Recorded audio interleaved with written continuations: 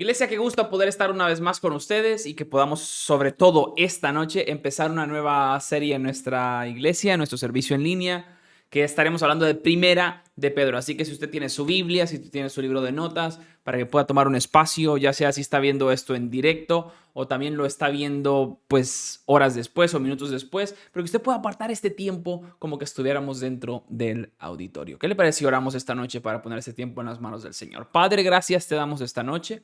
En primer lugar, Señor, porque nos das la oportunidad de reunirnos como iglesia, Señor, alrededor de tu palabra. Cada vez que nos reunimos para estudiar un nuevo texto, estudiar un nuevo pasaje, hay esperanza en nosotros, hay expectativa de lo que tú quieres hacer en medio nuestro. Hoy ponemos el tema y sobre todo el inicio de esta nueva serie, Primera de Pedro, que este hermoso libro nos pueda traer luz, pueda traer sabiduría, pueda traer dirección a cada una de nuestras vidas. Todo eso te lo pedimos en el nombre de Jesús. Amén y amén.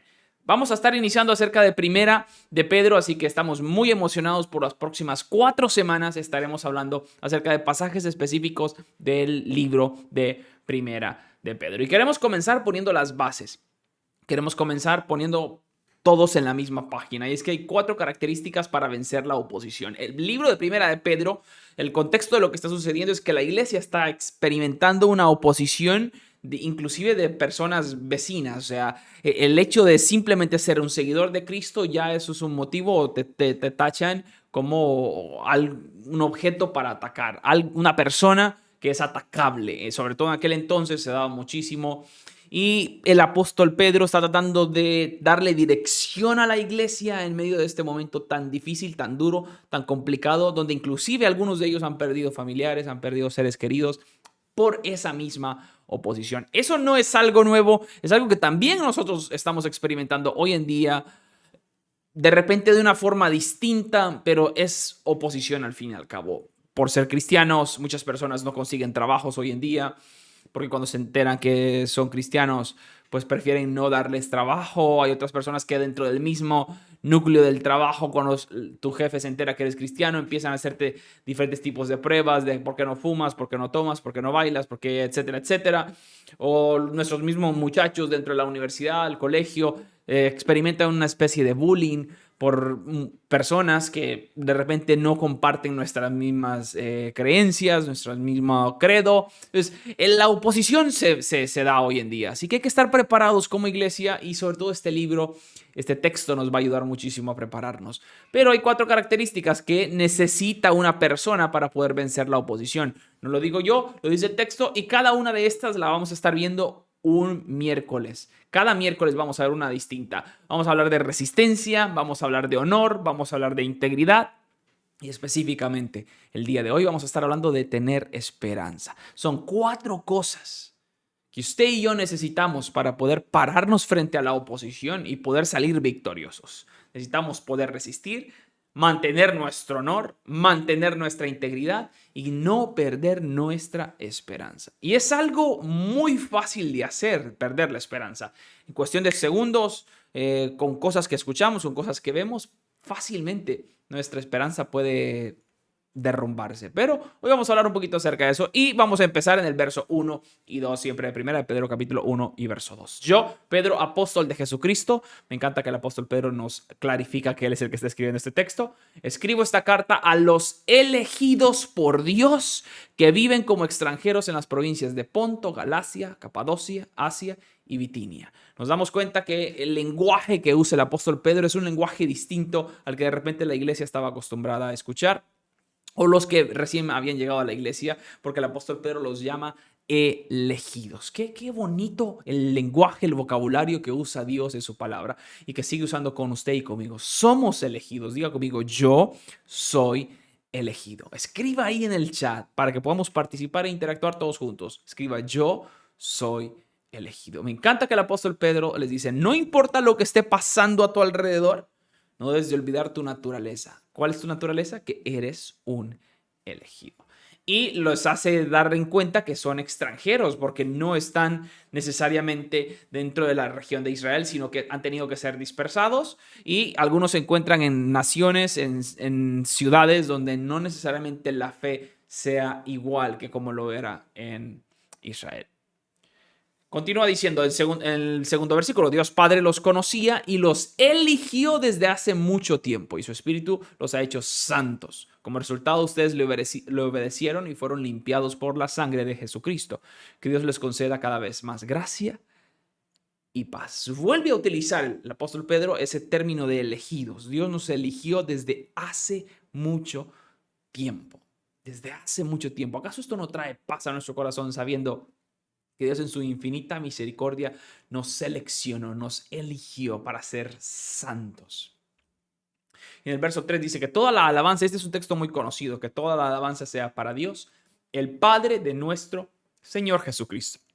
Es por su gran misericordia que hemos nacido de nuevo, porque Dios levantó a Jesucristo de los muertos. Ahora vivimos con gran expectación. Y esa palabra me encantaría recalcarla, porque hoy en día tenemos muchas personas que se levantan, cumplen con su día, se vuelven a acostar y se vuelven a levantar, cumplen con su día y se vuelven a acostar, y están en este vaivén y no disfrutan cada día, no viven con expectación, no le sacan el mayor provecho a cada minuto, a cada segundo, sabiendo que cada día es una victoria nueva. De repente algunos estamos viendo este mensaje y decimos, ese soy yo, me está describiendo a mí. Bueno, el apóstol Pedro nos dice, tenemos que vivir con gran expectación. Gran expectación, ¿por qué? ¿Por lo que pasa a mi alrededor o por lo que ya sucedió? ¿Qué es lo que sucedió? El evento de que Jesucristo haya ido a la cruz del Calvario y haya resucitado debe causar tanto impacto que nos inspire, nos levante a vivir con expectación. Esto es como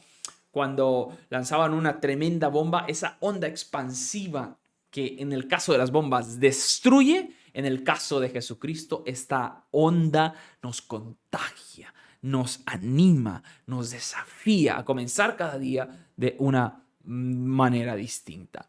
Así que hoy vamos a hablar un poquito acerca de aférrate a la esperanza. Recuerde el contexto, esta iglesia está pasando por opresión, está siendo atacada, pero el texto nos va a invitar esta noche a vivir con esperanza, a no dejar que esa pequeña llama llamada esperanza se apague dentro de nosotros. Quisiera comenzar con este pensamiento: tu esperanza puede elevarse tan alto como son de profundas sus raíces. De igual forma que un árbol crece tan alto como crecen también sus raíces hacia abajo. ¿Por qué? Porque necesita que esas raíces sean fuertes, sean grandes para poder sostener el gran tamaño que pueda llegar a tener el árbol. Si un árbol crece demasiado alto, pero sus raíces son pequeñas, con el primer vendaval, con el primer huracán, con el primer viento, se va a caer. Si sus raíces no están sanas, si sus raíces no están sólidas, primera lluvia lo va a hacer caer. De igual forma nosotros, ¿cómo podemos tener una esperanza alta, fuerte, frondosa, que inclusive le dé cobija a otras personas? Va a depender de las raíces que tengamos adentro. Y esas raíces deberían de estar pegadas a lo que Cristo Jesús hizo en la cruz del Calvario. Hay algunas diferencias entre la esperanza que nosotros tenemos y la esperanza que normalmente conocemos en el mundo. Y quiero que veamos esas diferencias. De hecho, vamos a ver 4 diferencias entre la esperanza que profesamos y la esperanza que podemos encontrar en otras personas que de repente no conocen del Señor. Lo primero es que nuestra esperanza está puesta en Cristo. Usted probablemente conozca a alguien que tiene la esperanza de algún día ganarse el billete de la lotería, de encontrar el trabajo de sus sueños, de encontrar el hombre o la mujer de sus sueños, y ponen la esperanza, ponen su esperanza en un objeto, una persona, una promoción, una nacionalidad, un país, un favor, una persona, un amigo. Pero nuestra esperanza, diga conmigo, mi esperanza está puesta en Cristo. Hay una enorme diferencia, porque un puesto puede cambiar, nuestra situación económica puede cambiar, nuestra nacionalidad puede cambiar, pero Cristo nunca cambia. Y si nos aferramos a algo que es inamovible, que no cambia, no importa lo que pase a nuestro alrededor, porque nuestra esperanza, nuestras raíces están bien arraigadas, están bien pegadas a un lugar seguro. Nuestra esperanza está puesta en Cristo. La segunda diferencia que encontramos entre nuestra esperanza y la esperanza que encontramos en otras personas es que nuestra esperanza florece de lo que está detrás de nosotros y no en lo que está a nuestro alrededor. ¿De qué estamos hablando en esa palabra detrás? En lo que acabamos de leer en ese texto. El apóstol Pedro dice que toda la alabanza sea para Dios, el Padre de nuestro Señor Jesucristo. Es por su gran misericordia que hemos nacido de nuevo, porque Dios levantó a Jesucristo de los muertos. Ese evento tiene el poder suficiente, el hecho de que Jesús haya resucitado y que no sea un Dios muerto, sino un Dios vivo, tiene que tener el suficiente poder para seguir impactando nuestras vidas hoy.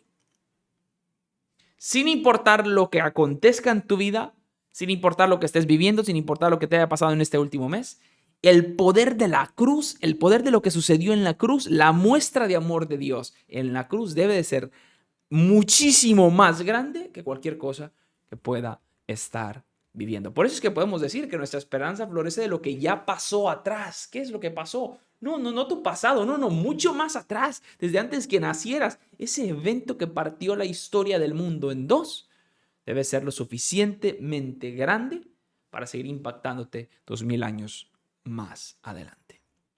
De hecho, en el Evangelio de Juan, capítulo 6, verso 68, estas son palabras del mismo autor del libro que estamos leyendo, de Pedro. Simón Pedro le contestó: Señor, ¿a quién iríamos? Tú tienes las palabras que dan vida eterna. ¿Qué está queriendo decir Pedro cuando le dice a Jesús: ¿a quién más iremos?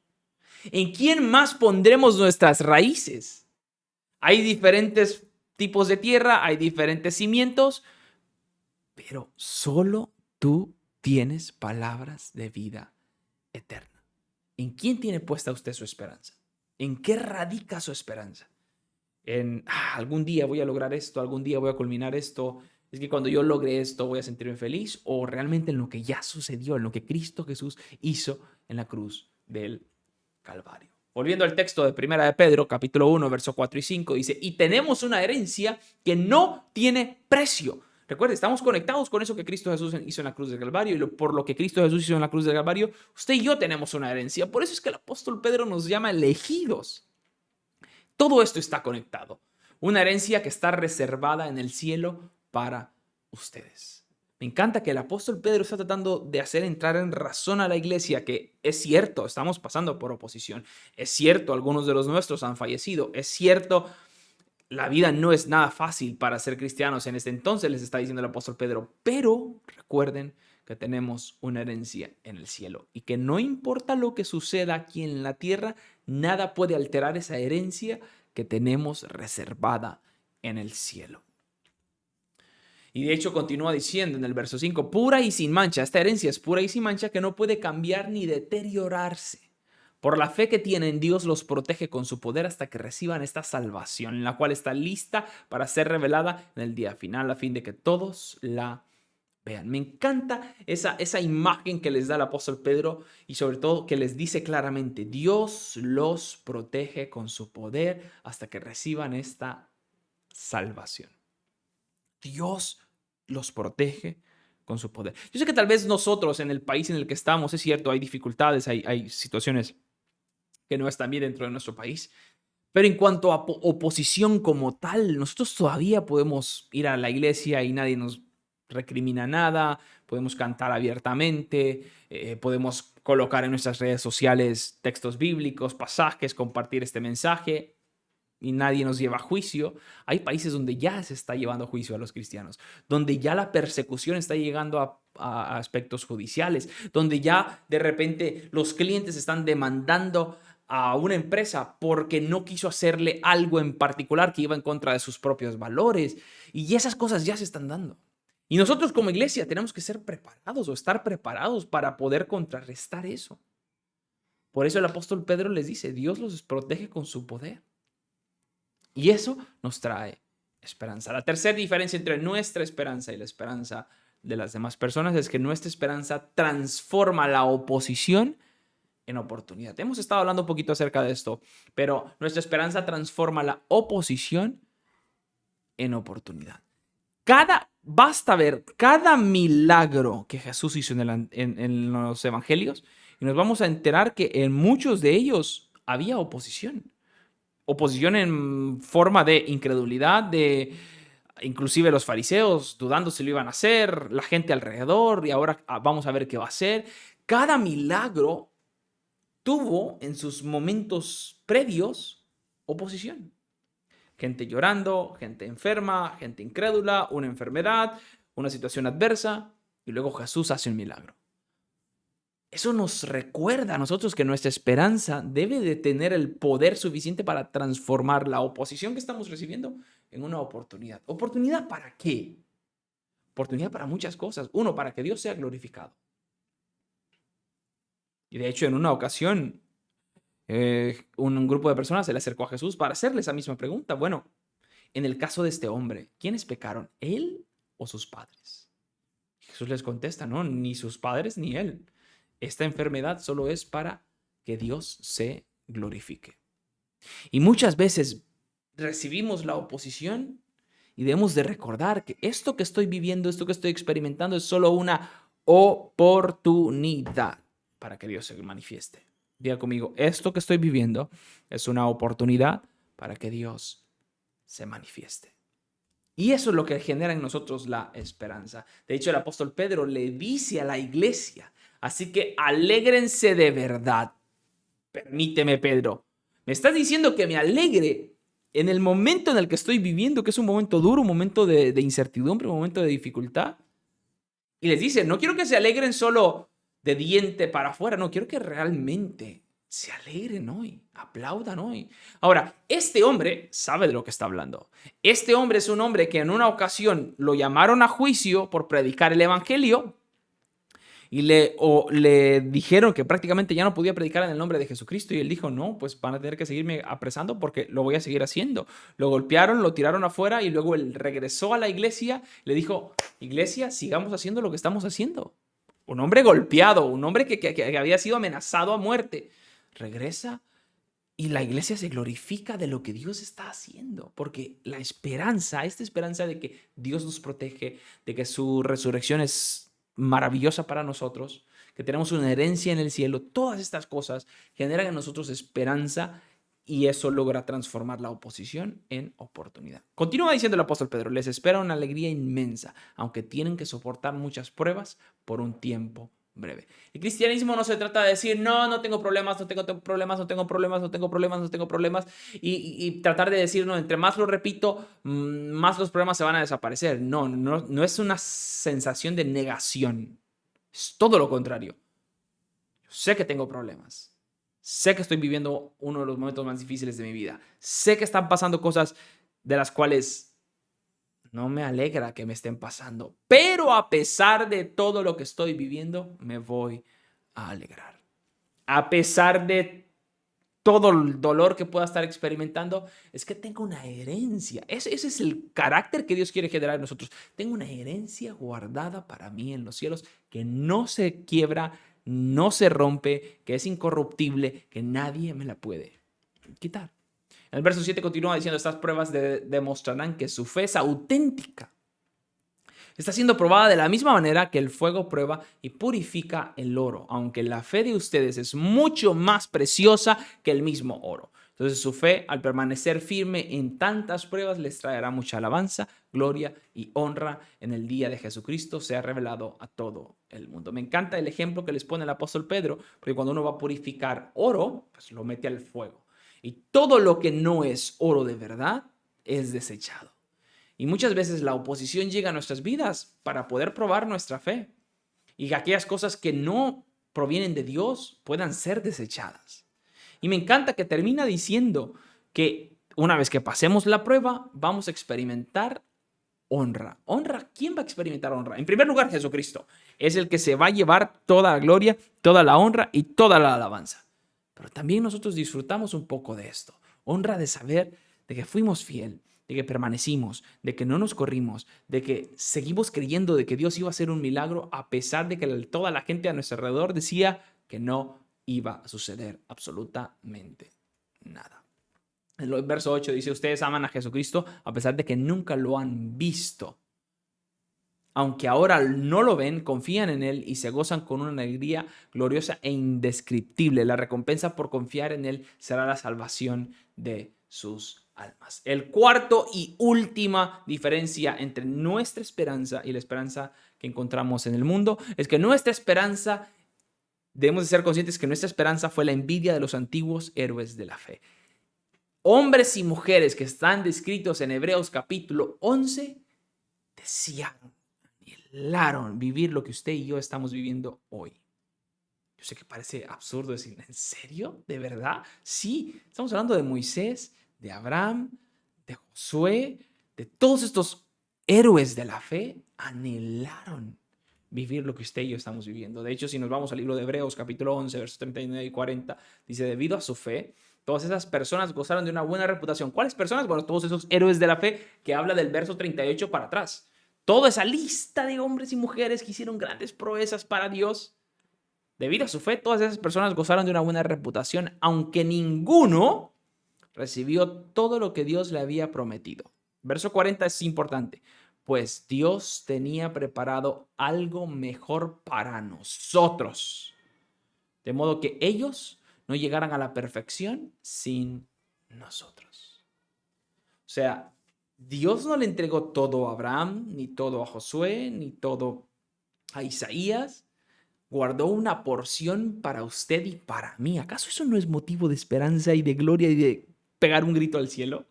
O sea, estos grandes hombres que hicieron tremendas proezas. Estamos hablando de Daniel que se metió a un foso de leones. Estamos hablando de un Moisés que logró abrir mar entero, que liberó a toda una generación por el desierto. O sea, estamos hablando de Abraham que estaba dispuesto a sacrificar su propio hijo para obedecer a Dios. Aún a estos hombres Dios guardó una porción, como cuando una mamá, uno de sus hijos no está en el almuerzo y guarda un pedacito para ese hijo que de repente va a llegar después y le dice, hijo, aquí está, te lo guardé. De la misma forma, Dios tenía preparado algo mejor para nosotros, de modo que ellos no llegarán a la perfección sin nosotros. Si queremos vencer la oposición, tenemos que aferrarnos a la esperanza. Todo mundo puede perder la esperanza, menos nosotros. Sus compañeros de trabajo pueden decir, no, esto no va a cambiar. Sus amigos pueden decir, no, es que este país va de mal en peor. Su propia familia puede decir, no, es que eso no va a funcionar. Pero usted y yo no podemos perder la esperanza, porque nuestra esperanza no radica en lo que sucede a nuestro alrededor, sino en lo que sucedió 2000 años atrás, en la muerte y resurrección de Cristo Jesús. Oremos esta noche. Padre, gracias te damos por esta introducción al libro de Primera de Pedro. Hoy hemos aprendido, Señor, que la oposición se vence manteniendo nuestra esperanza firme y que nuestra esperanza no puede crecer más allá de lo que crecen nuestras raíces. Por eso, esta noche hemos venido, hemos estudiado el texto juntos para que nuestras raíces puedan crecer un poquito más, 1 centímetro más, 1 pulgada más, para que entonces el tronco de nuestra vida pueda mantenerse firme, sólido, pueda reverdecer, Señor. Hoy oramos que si hay alguien entre nosotros que ha perdido la esperanza, que ha abandonado la fe, que ha rechazado y le ha dado la espalda a Dios, pueda a través de este mensaje regresar a casa. Gracias te damos, Señor, por este tiempo, en el nombre de Jesús. Amén y amén. Iglesia, como siempre es un placer estar con ustedes. Les recuerdo que este próximo domingo no se lo pierda. Seguimos con nuestra serie Dudando de Dios. Vamos a hablar de la semana número 5. Así que es una fantástica oportunidad, no solo para usted acompañarnos a las 10 de la mañana, sino también para traer un invitado, traer un amigo, alguien que de repente se haya alejado de la fe y que esté necesitando una iglesia en la cual congregarse. Que Dios nos continúe bendiciendo.